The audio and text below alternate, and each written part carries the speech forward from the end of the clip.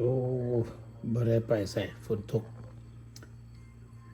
เลยมานั่นอัดคลิปสีเอายาวหน่อยหนึงเดี๋ยวนี้เปิดนี่ห่วยมาได้เอาไว้ได้เปิดทั้งรัฐาเปิดทั้งทีวีเนี่ยอย่างนี้ไปงานนั้นนะ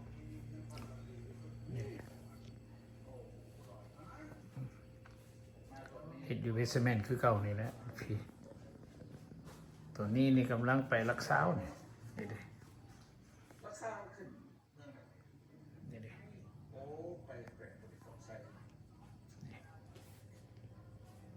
กำลังไป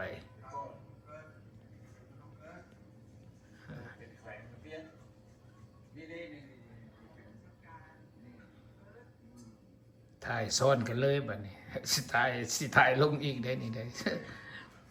สิบ่เป็นหยังดอกเพราะว่าเฮาก็อันนั้นเด้เฮาก็เฮ็ดไหมหั่นเด้ใช่เฮามันบ่มีคลิปลงก็เอาไปลงแล้วเนาะกันว่าลงบุญลงทานหมู่ก็ว่าลงหลายล่ะยังไงได้คือหลายล่ะเกือบ700คลิปล่ะโอ้ยหมู่ว่าซะนอกสิมาถ่ายเอาอยู่อันเบสเมนต์เฮือนเฮานี่แหละนี่เกมลิ้นก็มีได้นี่ไผอยากมาลิ้นก็มาเลยนี่เกมเด็กน้อยเล่นเอาเบียร์ได้กินนั่นกินข้าวกับเบียร์นี่บ่ได้นั่นน่ะพี่โอ้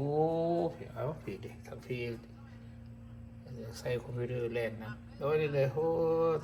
ทานสิทธิ์บุญนะบุญอยู่วัดจ็อกสปริง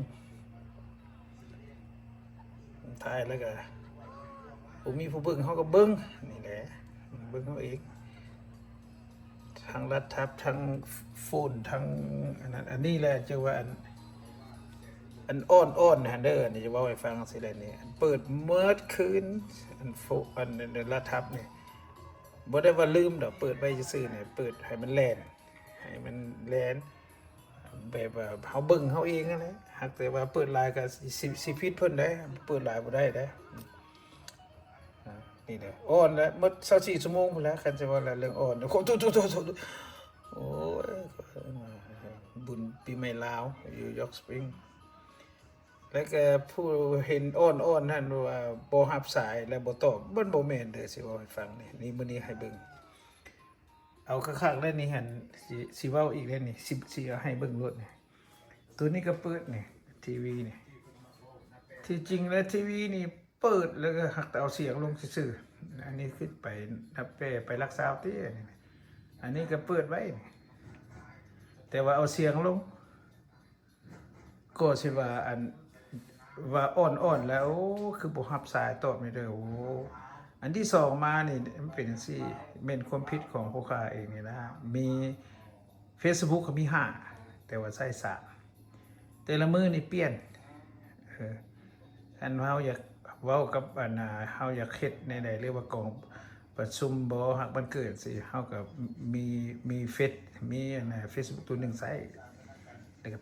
คันว่าสหพันธ์บันเทศเพิ่นมีกองประชุมบ่หรือว่ามีในใดก็ได้ไปบนหนึงนะส่วนนั้นแล้วนี่มันได้เปลี่ยนเลยอันเกี่ยวกับเรื่องอัน Facebook ผู้ลางคนเอาไปถามไปเว้าสบายดีว่าส่งข่าวอยู่ในเฟซตัวหนึ่งแล้วแม่นห้วยว่าเทเดอร์3 เดือนก็ยังบ่ได้กดบ่หมดเดี๋ยวนี้เหมือนในประกาศให้ฮู้ TikTok หันยุบแล้วแปลว่าบ่แม่นยุบดอกปิดมันตอบบ่ทัน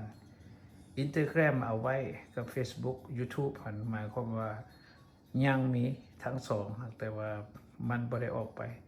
คันเมื่อบ่ได้สบายบ่หรือว่า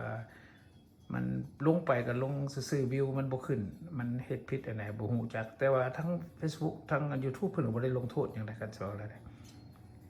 บ่ได้มีหยังเข้าเฮ็ดได้โทษแต่ว่ารายรับหันเฮาบ่ได้เฮ็ดมันวิวมันบ่ขึ้นแล้วรายรับมันก็บ่มีนะคนบ่เบิ่งอันสิเว้าแล้วง่ายๆก็อัน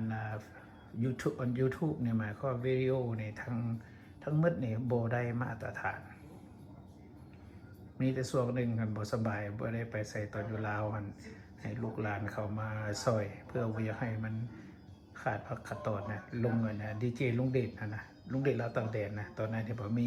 หลายคลิปเด็กตัวนั้นขึ้นฮอดอย่าง400-500เคมันก็มีก็นะตัวนั้นนะขึ้นในช่วงนั้นหมดสบายได้อยู่ลาวแล้วก็คุณทางไปมาขยากเมื่อลาวแล้วมันคือเว้าล่ะเฮือนเฮากับบ่มีเถื่อก็อยู่โรงแรมเถื่อก็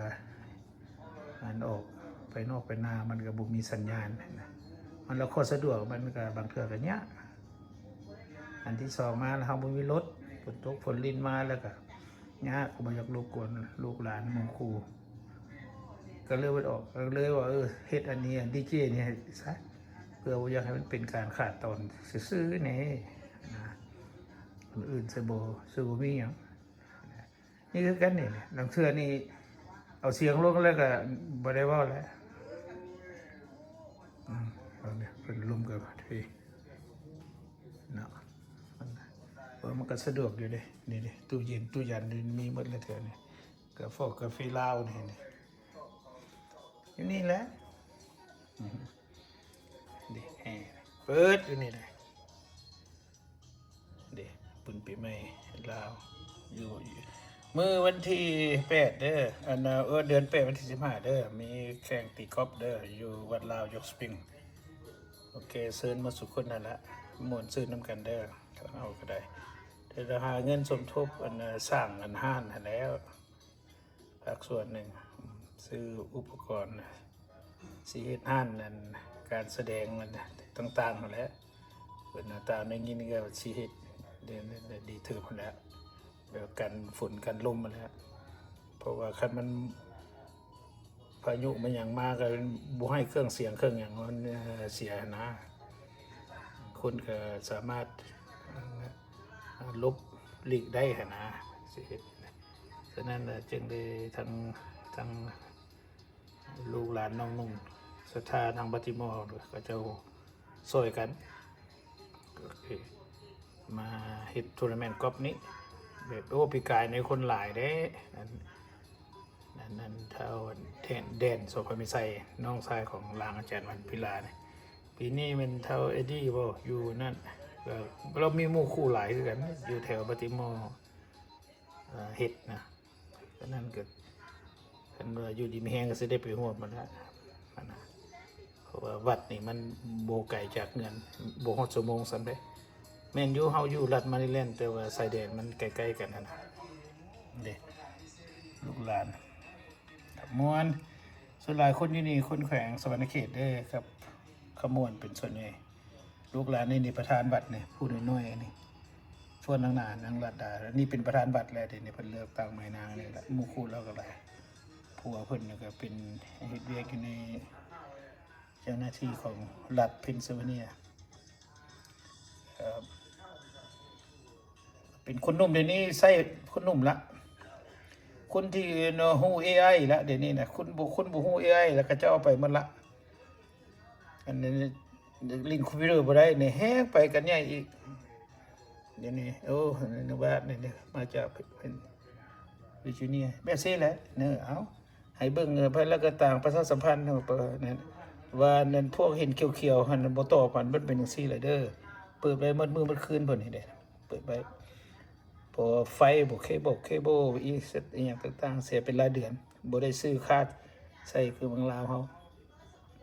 จ่ายสมมุติว่า 3-4 อันนี้$400-500ต่อเดือนเฮาก็จ่ายมันอินคลูดนำกันหมดเลยไฟกับแก๊สกับเคเบิลต่างหากแต่ว่าไฟกับแก๊สเดียวโอเคส่วนน้ำกับเดียวนึงอีกต่างหากโอเคขอจบเรียกลุงเดชลาวตั้งแดนไว้เพียงเท่านี้โชคดีมีทรัพย์ทุกทางรักษาสุขภาพเด้อบาย